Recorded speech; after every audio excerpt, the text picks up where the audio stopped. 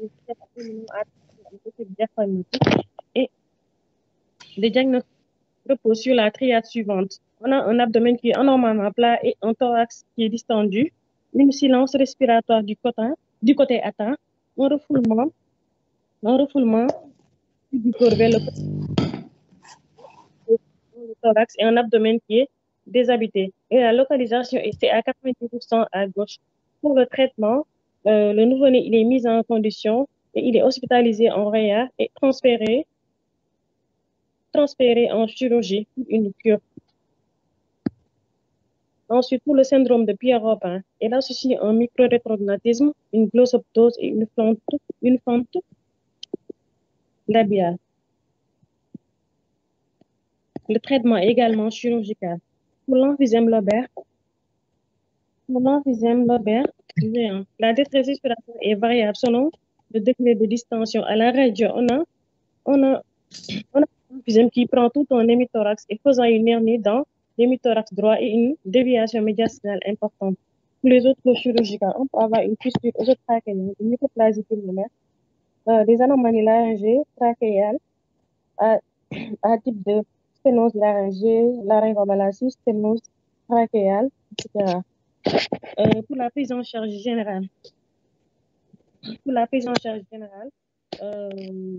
on peut dire également, on peut dire que l'oxygénation à haute concentration après la naissance, il a un effet néfaste sur le délai, il a un effet néfaste sur la reprise de la ventilation spontanée, mais également sur le métabolisme de l'oxygène à long terme. Donc, chez le nouveau-né à terme, il faut débuter la réanimation à l'air ambiante à 21%, avec une FiO2 à 21%.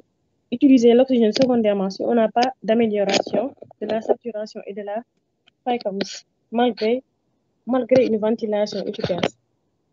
Pour les moins de 32 semaines, l'air sel n'est pas suffisant pour obtenir des saturations satisfaisantes et la concentration en oxygène elle doit être adaptée en fonction.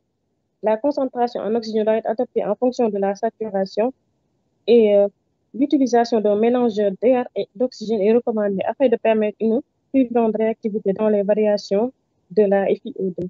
Et pour le monitorage également, il faut un monitorage de la saturation préductale au niveau de la main droite pour adapter la concentration en oxygène. L'oxygénation urinaire est utilisée chez le nouveau-né à terme, bien chez le prématuré en sevrage à la CPAP, bien si la détresse respiratoire est peu importante et que le besoin en oxygène est limité.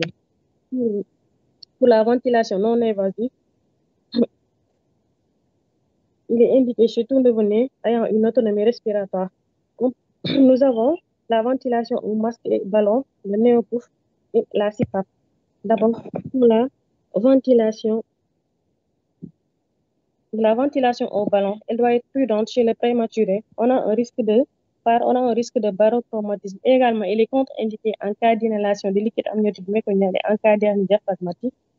On a un ballon de ventilation à 250-500 ml, un masque à collerette mousse, positionnement correct, neutre, masque adapté dans la bouche et la narine, la bouche ouverte par subluxation de la mandibule, la ventilation au rythme de 40 à 60 cycles par minute. Vérifier également l'efficacité avec un soulèvement thoracique et la coloration. Pour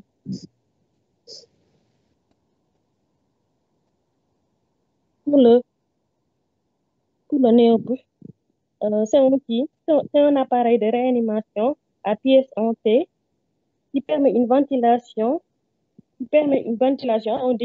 à un débit défini avec une pression expiratoire positive, une pression inspiratoire positive également, et elle permet de contrôler la fréquence respiratoire.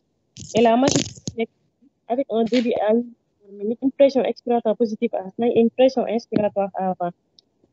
Pour la ventilation à pression positive, c'est-à-dire la CPAP, elle peut être réalisée manuellement au ballon ou générée par un respirateur à pression contrôlée avec des pressions initiales de 3 à 8 cm d'eau avec un Maintien inspiratoire de 2 à 3 secondes avec une FiO2 entre 21 et 100%. Il est indiqué en cas d'apnée, en cas de bradypnée chez le nouveau-né qui est endormi par l'anesthésie maternelle. Comme contre-indication, on a, on a l'hernie diaphragmatique, l'inhalation liquide amniotique méconiale avec une mauvaise adaptation à la naissance. Pour la technique de ventilation invasive, il est indiqué en cas d'arrêt cardio-respiratoire, en cas de pathologie alvéolaire, telle que la MMH, infection, l'œdème, en cas d'insuffisance cardiaque, en cas d'inhalation liquide amniotique méconiale, en cas de pathologie auraire avec le syndrome de Pierre-Robin, la laryngomalacie, en cas de malformation pulmonaire, en cas également de perturbation hémodynamique. Et également si la ventilation est masquée et inefficace et en cas de bradycardie. Il peut être ainsi pour les différents types de ventilation invasive, on peut avoir la ventilation contrôlée. Donc, la ventilation contrôlée, le volume courant préréglé et insufflé dans les poumons du patient à une fréquence qui est prédéterminée et en fraction inspirée en oxygène qui est fixée. Pour la ventilation assistée contrôlée, c'est la ventilation contrôlée à laquelle on ajoute un trigger.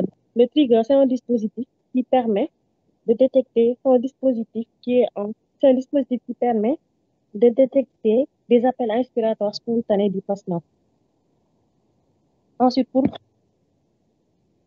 la ventilation invasive, pour l'intubation, on peut faire une intubation en naso ou bien en orotrachéal, la prémédication avec l'atropine, la kétamine, la phétanine, la fentanyl.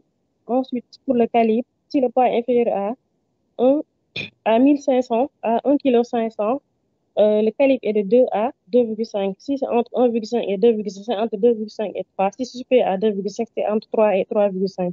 Le repérage pour la narine, c'est 7 cm plus 1 cm par kilo. Si c'est par la bouche, c'est 6 cm plus 1 cm par kilo. Il faut vérifier également la bonne position de la sonde par l'auscultation symétrique et faire la radiographie au lit du malade. Pour la surveillance, sur le plan clinique, on doit surveiller la détresse respiratoire. On doit guetter également une hypoxie avec à la recherche de cyanose, contrôler également la saturation, rechercher également les signes d'hypercarbie avec la sueur, l'HTA, l'agitation, également une pression, une PCO2 qui est élevée. Et sur le plan radiologique, on doit rechercher, on fait une radio à la recherche d'une distension, une rétraction, une atelectasie. Également sur le plan biologique, le dosage des gaz du sang. Comme conclusion, on peut dire que la détresse respiratoire est une urgence qui pose un problème de diagnostic étiologique et la réanimation énergétique. La réanimation est énergétique pour sauver la vie de l'enfant et prévenir les séquelles. La réanimation est? La réanimation, elle doit être énergétique pour sauver la vie de l'enfant. Pas énergétique quand même. Énergique. Pour sauver la vie de l'enfant et prévenir les séquelles. D'accord, merci beaucoup.